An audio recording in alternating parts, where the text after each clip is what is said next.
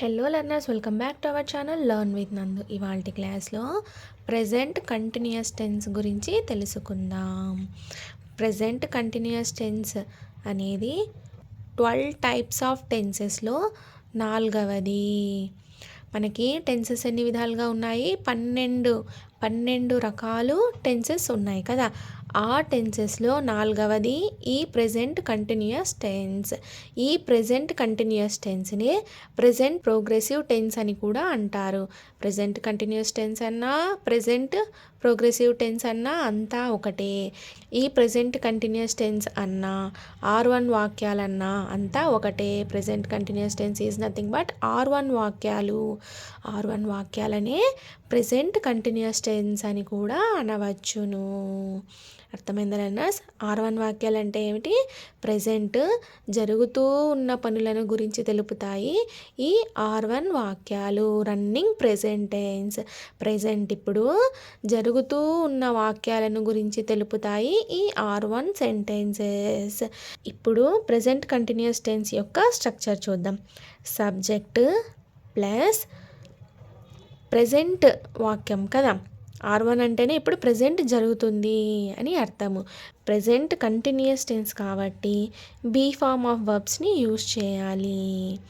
అర్థమైందా learners? Be form of verbs plus running వాక్యాలు కదా. ప్రెజెంట్ కంటిన్యూగా జరుగుతూ ఉన్నాయి, ఆన్ గోయింగ్ యాక్షన్స్ కాబట్టి V4 వర్బ్ని యూజ్ చేస్తాము. V4 అంటే ఏమిటి? Main verb. ప్రెజెంట్ వర్బ్కి ING తోడైతే V1 వర్బ్కి INGని యాడ్ చేస్తే తోడైతే V4 వర్బ్ వస్తుంది. V4 వర్బ్ అనేది మెయిన్ వర్బ్ అవుతుంది. వర్బ్కు ING ఉంటుంది.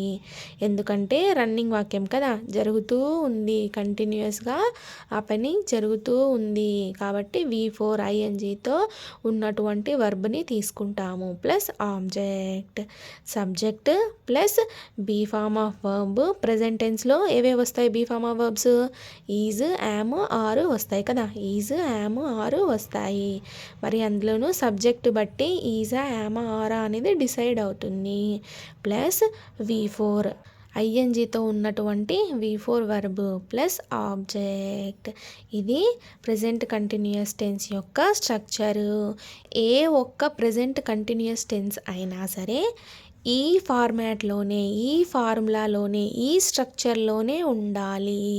కంపల్సరిగా R1 వాక్యం అనేది ఈ ఫార్ములా ఉపయోగించే రాయాలి. అర్థమైందా లర్నర్స్? R1 అంటేనే ఇదే కదా structure. Subject plus be form of verb is, am, are plus V4 plus object. Same R1 వాక్యాలన్నా ప్రెజెంట్ కంటిన్యూస్ టెన్స్ వాక్యాలన్నా అంతా ఒకటే. సబ్జెక్ట్ మనకి ఎన్ని విధాలుగా ఉన్నాయి? 3 విధాలుగా ఉన్నాయి. First person, second person, third person అని 3 విధాలుగా ఉన్నాయి. మళ్ళీ ఒక్కో దాంట్లో 2 టైప్స్ ఉన్నాయి. First person singular, first person plural, second person singular, second person plural, third person singular and third person plural అని సింగులర్, ప్లూరల్గా డివైడ్ చేసి ఉన్నాయి. మరి ఈ బీ ఫార్మ్ ఆఫ్ వర్బ్స్ ఏ సబ్జెక్ట్ వచ్చినప్పుడు వాడాలి? ఈజ్ అనేది ఎప్పుడు వాడాలి? యామ్ అనేది ఎప్పుడు వాడాలి? ఈ ఆర్ అనే బీ ఫార్మ్ ఆఫ్ వర్బ్ ఏ సబ్జెక్ట్ వచ్చినప్పుడు వాడాలి అని అంటే, యామ్ అనే be form of verb first person singular అంటే ఐకు మాత్రమే ఈ యామ్ అనే బీ ఫార్మ్ ఆఫ్ వర్బ్ను వాడాలి. యామ్ అనే బీ ఫార్మ్ ఆఫ్ వర్బ్ను వాడాలి. దేనికి వాడాలి? ఐకి మాత్రమే, ఫస్ట్ పర్సన్ సింగులర్కి మాత్రమే, ఐకు మాత్రమే ఈ యామ్ అనే బీ ఫార్మ్ ఆఫ్ వర్బ్ను వాడాలి. ఈ ఈజ్ అనేది సబ్జెక్ట్ థర్డ్ పర్సన్ సింగులర్గా వచ్చినప్పుడు మాత్రమే ఈ ఈజ్ను వాడాలి. థర్డ్ పర్సన్ సింగులర్స్ ఏమిటి? He, she, it, this, that, pen, cow, dog. ఏవేవైతే సింగులర్గా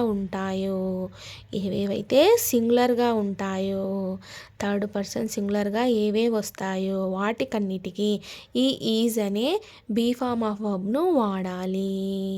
అర్థమైందా లర్నర్స్? ఈ ఆర్ అనే బీ ఫార్మ్ ఆఫ్ వర్బ్ ఏ సబ్జెక్ట్కు వాడాలి అని అంటే, సబ్జెక్ట్ ఫస్ట్ పర్సన్ ప్లూరల్ అయినప్పుడు. ఫస్ట్ పర్సన్ ప్లూరల్ ఏమిటి? వుయ్. ఫస్ట్ పర్సన్ ప్లూరల్ ఏమిటి? వుయ్. అలాగే second person singular and second person ప్లూరల్కి సెకండ్ పర్సన్ సింగులర్ ఏంటి యూకు తెలుగు మీనింగ్ ఏమవుతాయి నీవు లేదా నువ్వు అవుతుంది. అదే సెకండ్ పర్సన్ ప్లూరల్గా సబ్జెక్ట్ యూ వచ్చినప్పుడు యూకు తెలుగు మీనింగ్ ఏమవుతుంది మీరు అని అవుతుంది. సో సబ్జెక్టు యూ అనేది సెకండ్ పర్సన్ సింగులర్గా వచ్చినప్పుడైనా సరే సెకండ్ పర్సన్ ప్లూరల్గా వచ్చినప్పుడైనా సరే ఈ ఆర్ అనే బీ ఫార్మ్ ఆఫ్ వర్బ్ని యూజ్ చేయాలి. అదేవిధంగా థర్డ్ పర్సన్ ప్లూరల్స్ వచ్చినప్పుడు థర్డ్ పర్సన్ ప్లూరల్స్ ఏమిటి those, they, students, cars and అనే కంజంక్షన్తో 2 వర్డ్స్ని కానీ 2 నేమ్స్ని కానీ 2 లెటర్స్ని కానీ కలిపినప్పుడు అవన్నీ థర్డ్ పర్సన్ ప్లూరల్స్ కిందకి వస్తాయి కదా.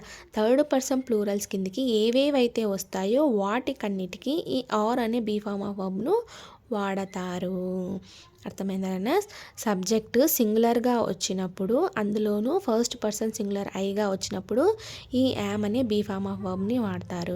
థర్డ్ పర్సన్ సింగులర్గా వచ్చినప్పుడు ఈ ఈజ్ అనే బీ ఫార్మ్ ఆఫ్ వర్బ్ని వాడతారు.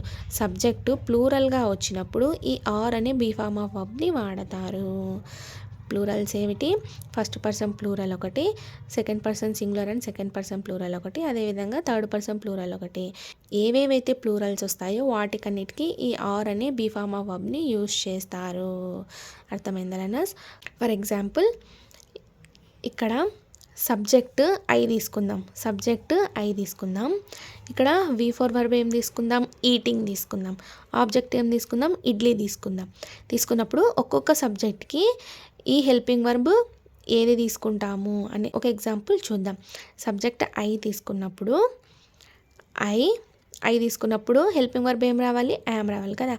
ఐ యామ్ V4 ఏం తీసుకున్నాం ఈటింగ్ ఆబ్జెక్ట్ ఏం తీసుకున్నాం idli. I am eating idli అని అవుతుంది. అదే సబ్జెక్ట్ ఫస్ట్ పర్సన్ ప్లూరల్గా తీసుకున్నప్పుడు వీకు ఏ హెల్పింగ్ వర్బ్ వాడాలి ఆర్ అనే బీ ఫార్మ్ ఆఫ్ వర్బ్ను వాడాలి. వీ ఆర్ ఈటింగ్ అనే V4 వర్బ్ తీసుకున్నాం కదా eating idli. We are eating idli అని అవుతుంది. అదే సబ్జెక్ట్ సెకండ్ పర్సన్ సింగులర్గా తీసుకున్నప్పుడు సెకండ్ పర్సన్ సింగులర్ ఏమిటి యూకు తెలుగు మీనింగ్ ఏమవుతుంది నీవు నువ్వు అని అవుతాయి. యూ వచ్చినప్పుడు బీ ఫార్మ్ ఆఫ్ వర్బ్ ఏం వాడాలి ఆర్ అని వాడాలి. యూ ఆర్ ఈటింగ్ ఇడ్లీ అని అవుతుంది. సెకండ్ పర్సన్ ప్లూరల్గా తీసుకున్నప్పుడు యూకు తెలుగు మీనింగ్ ఏమవుతుంది మీరు అని అవుతుంది కదా. యూ ఆర్ ఈటింగ్ ఇడ్లీ మీరు ఇడ్లీ తింటూ ఉన్నారు అని అవుతుంది. అదే సబ్జెక్టు థర్డ్ పర్సన్ సింగులర్గా తీసుకున్నప్పుడు హీగా తీసుకున్నప్పుడు హీ ఈజ్ ఈటింగ్ ఇడ్లీ అని అవుతుంది కదా. హీ అనేది సబ్జెక్ట్ అవుతుంది థర్డ్ పర్సన్ సింగులర్ అవుతుంది. హీ ఈజ్ ఈటింగ్ ఇడ్లీ అని అవుతుంది. అతడు ఇడ్లీ తింటూ ఉన్నాడు అని మీనింగ్ వస్తుంది తెలుగులో.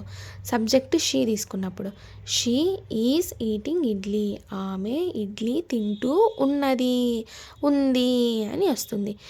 సబ్జెక్ట్ ఇట్గా తీసుకున్నప్పుడు ఇట్ ఈజ్ ఈటింగ్ ఇడ్లీ అది ఇడ్లీ తింటూ ఉంది అని అర్థము. దిస్ తీసుకున్నప్పుడు దిస్ ఈజ్ ఈటింగ్ ఇడ్లీ ఇది ఇడ్లీ తింటూ ఉంది అని అర్థము. దట్గా తీసుకున్నప్పుడు subject that is eating idli అది ఇడ్లీ తింటూ ఉంది అని అర్థము.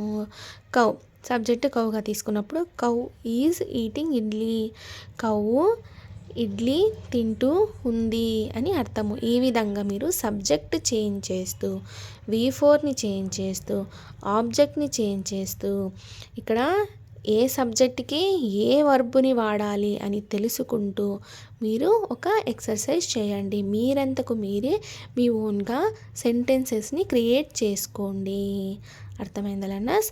ఐ యామ్ ఈటింగ్ ఇడ్లీ అనే వాక్యానికి తెలుగు అర్థం ఏమవుతుంది నేను ఇడ్లీ తింటూ ఉన్నాను అని అవుతుంది. ఈ విధంగా మీరు సబ్జెక్టు ఆబ్జెక్టు వర్బ్ చేంజ్ చేస్తూ వాక్యాలను తీసుకోండి. సబ్జెక్ట్ చేంజ్ చేస్తూ ఉన్నప్పుడు ఇక్కడ ఏ బీ ఫార్మ్ ఆఫ్ వర్బ్ వాడాలి అనేది మీకు ఒక ఐడియా వస్తుంది. క్లారిటీగా మీరు కన్ఫ్యూజ్ అవ్వకుండా ఈజ్ వచ్చినప్పుడు ఈజే వాడాలి, యామ్ వచ్చినప్పుడు యామే వాడాలి, ఆర్ వచ్చినప్పుడు ఆరే వాడాలి అని క్లారిటీ వస్తుంది. సబ్జెక్ట్ ఐ వచ్చినప్పుడు యామే వాడాలి, సబ్జెక్ట్ థర్డ్ పర్సన్ సింగులర్స్గా వచ్చినప్పుడు ఈజే వాడాలి, ప్లూరల్స్ వచ్చినప్పుడు ఈ ఆర్నే వాడాలి అని మీరు ఖచ్చితంగా చెప్పగలుగుతారు. మీరు ఎంత ఎక్కువ ప్రాక్టీస్ చేయగలుగుతారో అంత పట్టు వస్తుంది. అర్థమైందా learners? Practice makes man perfect అన్నట్టు మనం ఏదైతే ప్రాక్టీస్ చేస్తూ ఉంటామో అక్కడ మనకు పర్ఫెక్ట్నెస్ వస్తుంది. R1 అంటే ఏమిటి? ప్రెజెంట్ జరుగుతూ ఉన్న పనులు అని అర్థం కదా. ప్రెజెంట్ ఏవేవైతే కంటిన్యూస్గా జరుగుతూ ఉన్నాయో అలాంటి వాక్యాలను R1 వాక్యాలు అంటారు. R1 వాక్యాలనే ప్రెజెంట్ కంటిన్యూస్ టెన్స్ అని అంటారు. ప్రెజెంట్ పేర్లోనే ఉంది చూడండి, ప్రెజెంట్ కంటిన్యూగా జరుగుతూ ఉంది అని అర్థము. అర్థమైందా లర్నర్స్? ఈ ప్రెజెంట్ కంటిన్యూస్ టెన్స్ యొక్క స్ట్రక్చర్ ఏమిటి? Subject plus be form of verb. Present టెన్స్లో బీ ఫార్మ్ ఆఫ్ వర్బ్స్ ఏవేవి వస్తాయి? ఈజ్, యామ్, ఆర్ వస్తాయి. ప్లస్ రన్నింగ్ వాక్యాలు కదా. సో రన్నింగ్ వాక్యాలు అంటే ఖచ్చితంగా V4 వర్బ్ ఉంటుంది. ఖచ్చితంగా V4 వర్బ్ని యూస్ చేయాలి. వర్బ్కి ఐఎన్జీతో ఉన్నటువంటి వర్బ్స్, మెయిన్ వర్బ్స్ని యూస్ చేయాలి. Plus object. ఈ స్ట్రక్చర్ మీరు ఖచ్చితంగా గుర్తుపెట్టుకోండి. R1 వాక్యాలను యూజ్ చేస్తున్నాము అంటే ఈ స్ట్రక్చర్లోనే ఉండాలి, ఈ ఫార్ములాలోనే ఉండాలి ఏ వాక్యమైనా సరే. సబ్జెక్ట్ ఐగా వచ్చినప్పుడు, ఫస్ట్ పర్సన్ సింగులర్గా వచ్చినప్పుడు యామ్ అనే బీ ఫార్మ్ ఆఫ్ వర్బ్ని యూజ్ చేయాలి. థర్డ్ పర్సన్ సింగులర్గా వచ్చినప్పుడు ఈజ్ అనే బీ ఫార్మ్ ఆఫ్ వర్బ్ని యూజ్ చేయాలి. First person plural we and second person singular and second person ప్లూరల్గా వచ్చినప్పుడు, అదేవిధంగా థర్డ్ పర్సన్ ప్లూరల్స్ అన్నిటికీ ఈ ఆర్ అనే బీ ఫార్మ్ ఆఫ్ వర్బ్ని యూజ్ చేయాలి. అర్థమైందా లర్నర్స్? నెక్స్ట్ క్లాస్లో ఈ ప్రెజెంట్ కంటిన్యూస్ టెన్స్ యొక్క యూసేజ్ తెలుసుకుందాం. అంటే ఎక్కడెక్కడ ఈ ప్రెజెంట్ కంటిన్యూస్ టెన్స్ని ఉపయోగిస్తారు అని నెక్స్ట్ వీడియోలో, నెక్స్ట్ క్లాస్లో తెలుసుకుందాం.